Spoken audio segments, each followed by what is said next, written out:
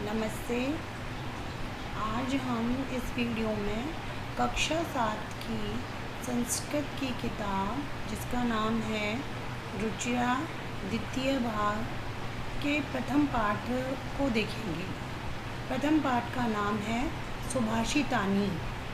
यह दो शब्दों से मिलकर बना है, सु प्लस भाषित। सु का मतलब होता है अच्छा या सुंदर और भाषित का मतलब होता है वचन, यानी सुंदर वचन। यहाँ पर कुछ इस पाठ में कुछ श्लोक दिए गए हैं। इन श्लोकों के माध्यम से हमें ज्ञान की बातें बताई गई हैं। इन श्लोकों का अब हम हिंदी में अर्थ देखेंगे। हिंदी अनुवाद इन श्लोकों का हम करेंगे। तो सबसे पहले श्लोक देखते हैं। संस्कृत में इस श्लोक को पढ़ते हैं हम। पृथिव्यां त्रीणि रत्नानि जलमन्नं सुभाषितं मूढैः पाषाणखण्डेषु रत्नसंज्ञा विधीयते। तो बच्चों, इसका हिंदी अर्थ करते हैं। पृथिव्या यानी धरती पर, त्रीणि माने तीन, रत्नानि माने रत्न है, यानी धरती पर तीन प्रकार के रत्न हैं, जल, अन्न और सुंदर वचन। मूढ़ई यानी मूर्ख, जो मूर्ख लोग हैं वो पाषाण खंडेशु, पाषाण यानी पत्थर के टुकड़ों को रत्न का नाम समझ लेते हैं। विधीयते माने समझ लेते हैं, जैसे हीरा, पन्ना आदि। तो बच्चों, दूसरा श्लोक है हमारा। सत्येन धार्यते पृथ्वी, सत्येन तपते रवि, सत्येन वाति वायुश्च, सर्वं सत्ये प्रतिष्ठितम्। इसका हिंदी अनुवाद है, सत्येन यानी सत्य, सत्य ही पृथ्वी को धारण किए हुए है। धार्यते यानी धारण करना। सत्य से ही सूरज तपता है, सत्य से ही पवन बहती है। वाति यानी बहना और वायु माने पवन। और सभी जगह सत्य स्थित है, अर्थात सत्य की वजह से ही संसार चलायमान है। तीसरा श्लोक है हमारा। दाने तपसी शौर्ये च विज्ञाने विनये नये विस्मयो न ही कर्तव्यो बहुरत्ना वसुंधरा। इसका हिंदी अनुवाद इस प्रकार से है। दान में, तपसी यानी तपस्या में, शौर्य यानी शौर्य या बल में, विज्ञान में, विनय यानी विनम्रता में, और नए माने नीति में, विस्मयो न ही कर्तव्यो अर्थात विस्मय नहीं करना चाहिए। विस्मय यानी आश्चर्य नहीं करना चाहिए, क्योंकि पृथ्वी अनेक रत्नों को धारण करने वाली है। अर्थात अपने कर्तव्य को पूरा करने के लिए इन गुणों से परिपूर्ण बहुत से लोग पृथ्वी पर हैं। अगला श्लोक है हमारा, संगति के बारे में है। सद्भिरेव सहासीत सद्भिः कुर्वीत संगतिं, सद्भिर्विवाद मैत्रीं च न सद्भिः किंचित आचरेत। हमें सज्जनों के साथ ही, सद्भिः यानी सज्जनों, सज्जन लोग, और सहासीत माने साथ में, हमें सज्जनों के साथ ही बैठना या रहना चाहिए।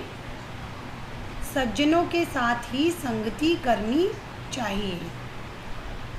सज्जनों के साथ ही विवाद और मैत्री यानी मित्रता करनी चाहिए, और दुर्जनों के साथ किसी भी तरह का व्यवहार नहीं रखना चाहिए। अर्थात सत्संगति से ही हमारा कल्याण संभव है। हमें सज्जनों के साथ ही रहना चाहिए। अगला श्लोक है हमारा। धन्य धान्य प्रयोगेषु विद्याया संग्रहेषु च आहारे व्यवहारे च त्यक्तलज्जः सुखी भवेत्। इसका हिंदी अनुवाद है, धन्य धान्य के प्रयोग में, विद्या के संग्रह या अर्जन में, आहार यानी भोजन में और व्यवहार में जो व्यक्ति लज्ज यानी लज्जा या शर्म नहीं करता है वह सुखी रहता है। अंतिम श्लोक है हमारा, क्षमा वशीकृति लोके क्षमया किम न साध्यते शांति खड्ग करे यस्य किम करिष्यति दुर्जनः। इस संसार में क्षमा सबसे बड़ा वशीकरण यानी कि वश में करने वाला मंत्र है। क्षमा से न साध्यते क्या नहीं साधा जा सकता, अर्थात क्षमा से हर काम संभव है। जिस व्यक्ति के हाथ में शांति रूपी खड्ग यानी तलवार है, अर्थात जो व्यक्ति शांत रहता है, दुर्जन अर्थात बुरे व्यक्ति उसका क्या कर सकते हैं, अर्थात जो दुर्जन हैं या बुरे लोग हैं वो उसका कुछ भी नहीं बिगाड़ सकते हैं। अब देखो बच्चों, यहाँ पर इन श्लोकों के हिंदी अनुवाद को इतनी सरलता से समझाया है मैंने, तो आप इन श्लोकों का उच्चारण करके इनके अनुवाद को अच्छे से पढ़ करके याद कर सकोगे और समझ भी सकोगे। अब बच्चों, हम इस पाठ के अभ्यास कार्य को देखेंगे, अर्थात इसके प्रश्नों को हल करेंगे। तो सबसे पहला प्रश्न है हमारा, सर्वान श्लोकान सस्वरम गायत। इसमें लिखा हुआ है स्वयं करें, तो इसका मतलब है जो ये सारे श्लोक हैं इनको हमें खुद अपने स्वर में बोलकर देखना है और इनका उच्चारण करना है। दूसरा प्रश्न है हमारा, यथा योग्यम श्लोकाशान मेलयत, कि ये जो कुछ श्लोक के अंश दिए गए हैं तो इन श्लोकों को हमें इन्हीं के अंशों से मिलाना है। अब हमने जो पीछे श्लोक देखे उन्हीं की लाइनों को हमें इनकी नेक्स्ट अगली जो इनके साथ जुड़ेगी उस लाइन से हमें जोड़ना है। तो देखिए बच्चों, धन धान्य प्रयोगेषु, इसके साथ हमारी जुड़ेगी लाइन विद्याया संग्रहेषु च, विस्मयो न ही कर्तव्य, इसके साथ है बहुरत्ना वसुंधरा, सत्येन धार्यते पृथ्वी, सत्येन तपते रवि, सद्भिर्विवादं मैत्री च न सद्भि किंचित आचरेत्, आहारे व्यवहारे च त्यक्तलज्जः सुखी भवेत्। तीसरा प्रश्न है हमारा बच्चों, एक पदेन उत्तरत, यानी कि हमें इन प्रश्नों का एक पद में ही उत्तर देना है। अब ये जो प्रश्न हैं, ये जो हमने श्लोक पढ़े हैं उन्हीं में से लिए गए हैं। तो अगर आप श्लोकों को ध्यान से पढ़ोगे तो इनके प्रश्नों को पढ़ते ही इनके उत्तर आपके दिमाग में आते चले जाएंगे।